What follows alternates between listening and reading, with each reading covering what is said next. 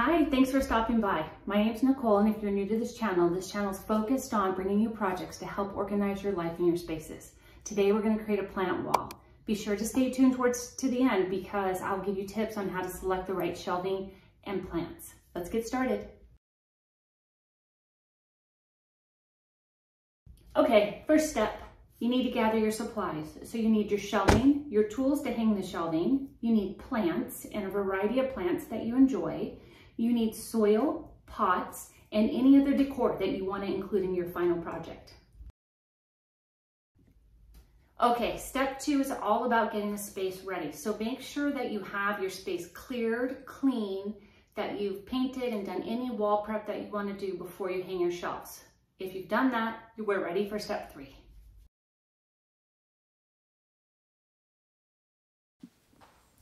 Okay, step 3, we're moving right along. So it's now time to install your shelving. Make sure and install your shelving per the manufacturer's instructions. We always recommend installing directly into studs so you can ensure they're sturdy and they'll be able to withstand the weight of the plants that you put on there.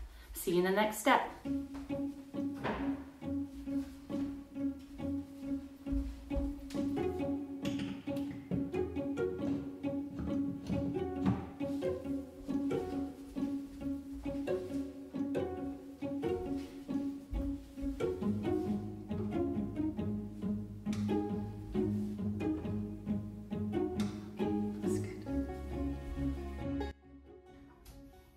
Okay, now we're on to step 4, and this is what I call dry fitting the plants. Take the plants that you have, assuming you just bought them and they're in their nursery containers still, put them on the shelving and organize them, move them around, turn them, and try different configurations to find the final configuration that you like.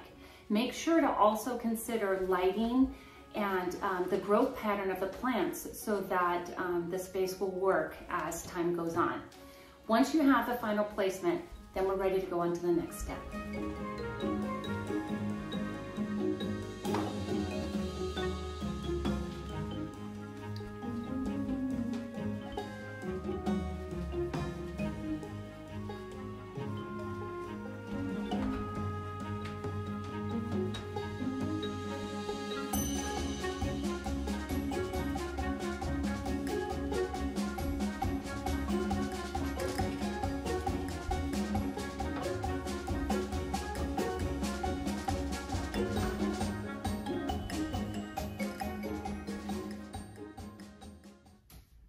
Okay, time to get your hands dirty. So now's when you're gonna go and take all of your nursery plants and put them into their final pots. So make sure to repot all the plants per the instructions that come on the little tags with the plants. So have fun with this.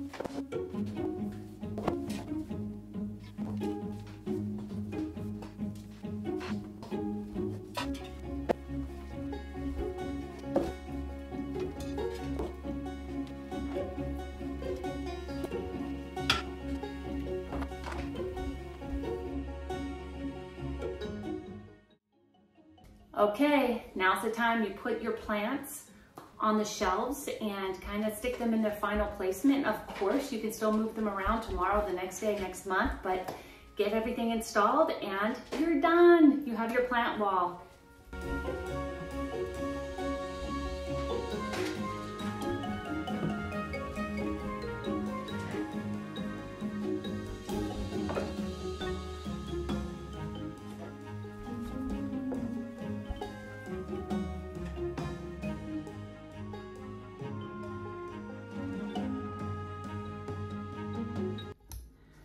I hope you enjoy your plant wall as much as I enjoy mine. I know that every time I sit down to have a cup of tea in the morning or we have dinner at night, I'm gonna enjoy looking at that plant wall and watching the plants grow and mature. So take care of your plant wall. Comment below if you have any questions or comments. Like this video and subscribe to our channel. We have projects like this that come out weekly. And be sure to stay tuned now for some tips and tricks that I have for you. See you next time.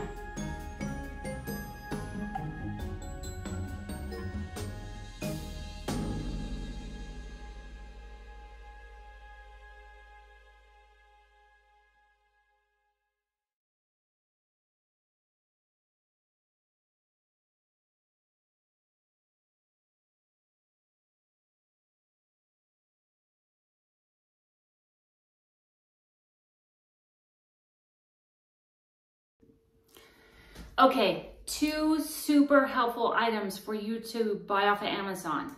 Number 1 is a repotting mat. That's the mat that I used in the video and I used underneath the plants while I was repotting them.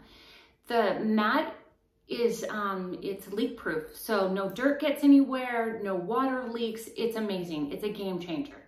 Second item is the watering can. If you have succulents in particular, it makes it so that you can easily water your plants without getting any water on the leaves, but I like to use it for all my plants except for the big ones.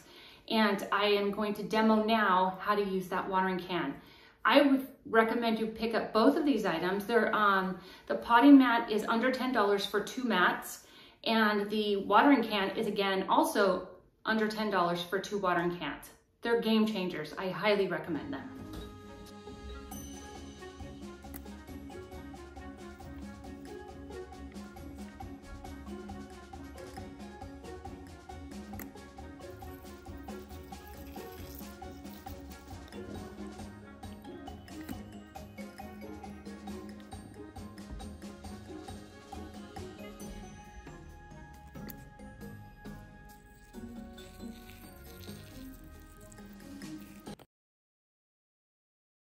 Okay, now's the fun part. You get to go buy plants.